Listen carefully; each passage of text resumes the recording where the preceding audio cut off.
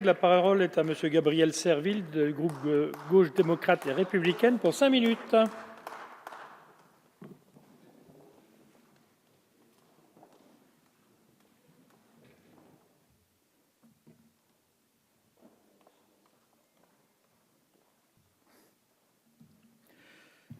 Monsieur le Président, Monsieur le ministre d'État, Madame la ministre, Madame la rapporteure, Monsieur le rapporteur, chers collègues, je ne vais pas y aller par 4 chemins.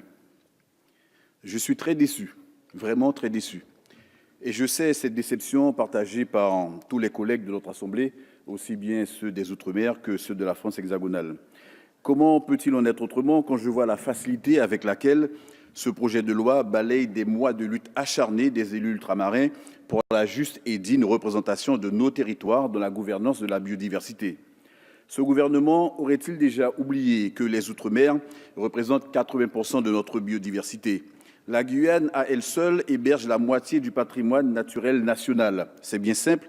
Il y a plus d'espèces végétales et animales dans 1 km² de Guyane qu'il y en a dans toute la France hexagonale.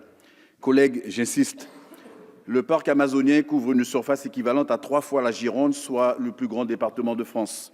Pour vous donner un ordre de grandeur, avec le parc des Tumucumac voisin, il constitue le plus grand espace tropical protégé au monde, d'une surface équivalente à celle du Portugal.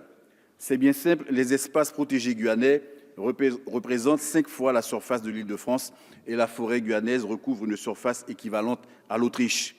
Quel camouflet, donc, nous est fait quand la fusion de l'AFB et de l'ONCFS est prétexte à nous faire disparaître des instances de gouvernance du nouvel Office français de la biodiversité. Et je veux ici cependant remercier les collègues dont la vigilance a permis, avec votre appui, Madame la rapporteure, de sauver les meubles en commission. Mais comment en est-on arrivé là, alors que nos concitoyens crient leur ras-le-bol d'être méprisés et invisibilisés dans les instances de décision qui les concernent en premier lieu? J'ai l'impression de revivre ce 26 mars 2014, lorsque le gouvernement nous présentait son projet de loi relatif à la biodiversité, qui nous dépossédait de notre droit de cité dans la nouvelle gouvernance de cette biodiversité. Pendant 2 ans, nous nous sommes battus dans un esprit de concorde dépassant les logiques partisanes pour que nos territoires ne soient plus relégués au rang de spectateurs, mais bien d'acteurs de leur destin commun. Et nous avions réussi, ensemble, au prix de longs débats, de réunions, de commissions et de batailles d'arguments. Oui, nous avions réussi à faire que les Outre-mer soient justement et dignement représentés dans cette gouvernance.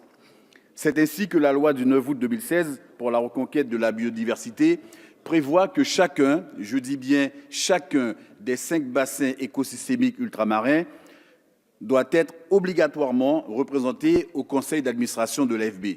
À cela s'ajoute une obligation de représentation des Outre-mer dans au moins 3 des 5 collèges qui composent ce conseil d'administration.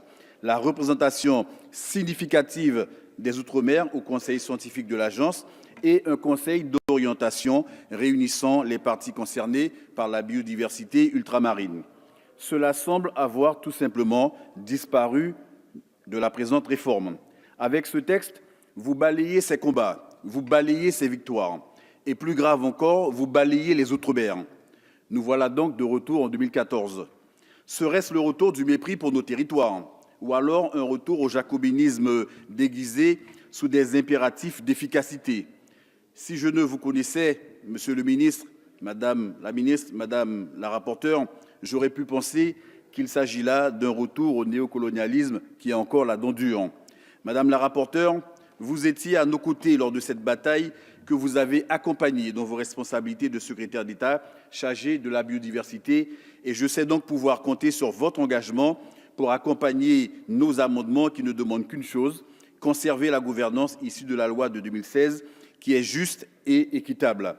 Monsieur le ministre d'État, Madame la ministre, Madame la rapporteure, vous qui avez été de ce combat de 2 ans, et je vous crois en votre volonté de ne pas défaire tout ce que nous avions déjà obtenu. J'invite donc solennellement nos collègues de tous les bancs à se joindre à nous pour rétablir ce qui est juste, ce qui est normal et également ce qui est légitime. D'avance, je tiens à remercier celles et ceux qui vont répondre présent à cet appel. Enfin, je ne doute pas que l'Office français de la biodiversité aura à cœur de s'emparer non seulement du projet Montagne d'Or, mais aussi de la problématique de l'orpaillage illégal qui ne cesse de meurtrir et d'appauvrir notre territoire. Monsieur le ministre, Madame la ministre, vous avez évoqué la nécessité d'être pragmatique. Sachez que nos amendements le sont, notamment ceux qui touchent à la gouvernance et à l'abrogation des dispositions de l'article 83 de la loi Égalité réelle pour les Outre-mer relative à la délivrance du permis de chasse en Guyane. D'avance, je tiens à vous en remercier. Merci, cher collègue.